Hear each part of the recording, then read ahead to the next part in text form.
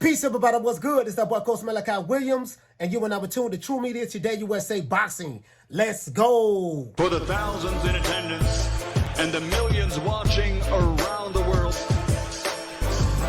ladies and gentlemen, let's get ready to rumble! All right, everybody, check this out. I just got through looking at an interview that Terence Crawford did on the Porterway Podcast, and it basically really came out yesterday or a couple of days ago, if I'm not mistaken. And he was just letting Sean Porter know, because a lot of people who are picking Spence to beat Crawford, the few people who are, they're saying that, hey, man, Spence is too big. He's going to come forward. That pressure style he has is going to be too much for Bud.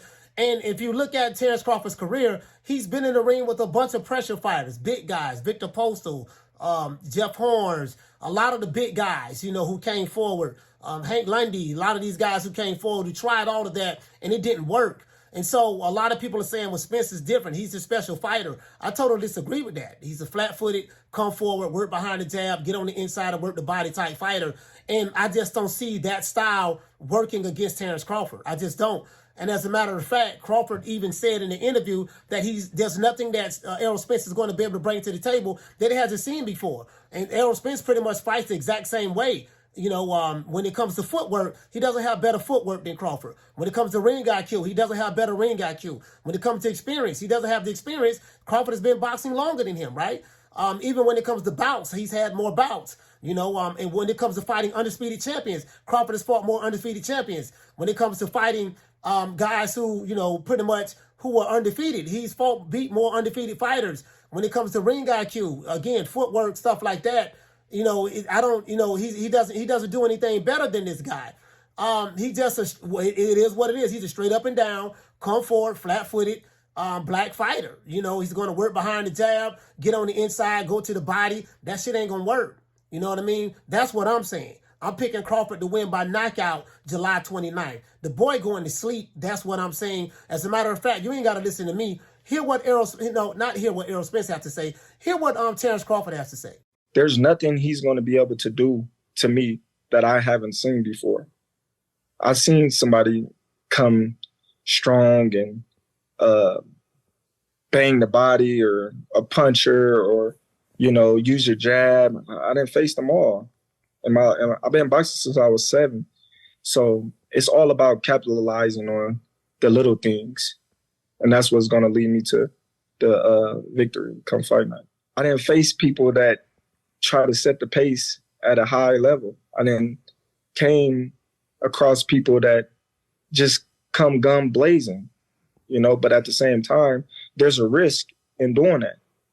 So a lot of people, they don't understand the fact that, yeah, you can come guns blazing, you can come, at a high pace, but you're going to catch something as well. And if you catch something that you don't feel that you can take on a consistent basis, then you're going to retreat and you're going to go to something different. So a lot of people, they just banking on Errol just walking me down and just walking through my shots and so be it. But I can assure you that that's not going to be the case come fight night. As you heard, it is what it is. Whatever people banking on size and stuff like that, the size it's not going to help them. You know what I mean? So that's how I feel about it. It is what it is. In 2 weeks, we're going to have a fish fry. In 2 weeks, we're going to see who's who. Will Errol Spence be the big fish and be able to smoke some bud?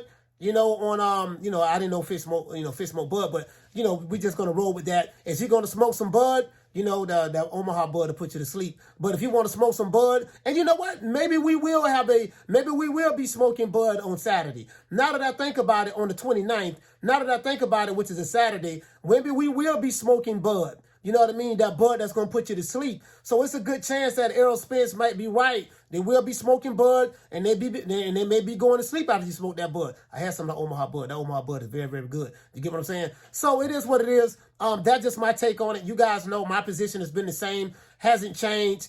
Once we have this fight, there won't be any more excuses. No more 60, 40, 70, 30, 80, 20, take whatever we give you. No more arguing, having 12, 13-hour lives, arguing about Spence is too big, Crawford is too small, Crawford is going to do this, Spence is going to do that. July 29th is going to settle all disputes.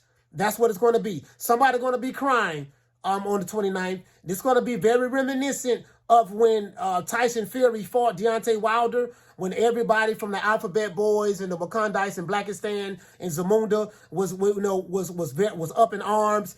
And even myself, I bet $200 on Deontay Wilder to knock Tyson Fury out. I thought Tyson Fury was going to get put to sleep. I thought in the second fight, Tyson Fury was going to, lay on the canvas and not get back up again on Black History Month. With the all-black costume on, with the rapper for Black Lives Matter, walking Deontay Wilder to the ring. Lo and behold, I was wrong. I lost $200 to my good friend, and I bet it on Tyson Fury in the third fight because I saw what I needed to see. I saw everything I needed to see in the second fight. So other than that, I think it's going to be something very similar. Very similar. I think it's going to be, a lot of the people who are favoring Spence, the few they're going to be shocked.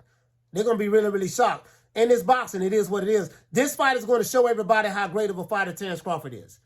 And it's going to show you how much that Errol Spence is a good fighter, but he's not what he's been hyped up to be from the PBC. That's just my opinion. And this is no hate and no shade. It's just the reality of the situation from the way I see it, my perspective, my subjective opinion based on my overall analysis of watching both of these guys fight, who they fought.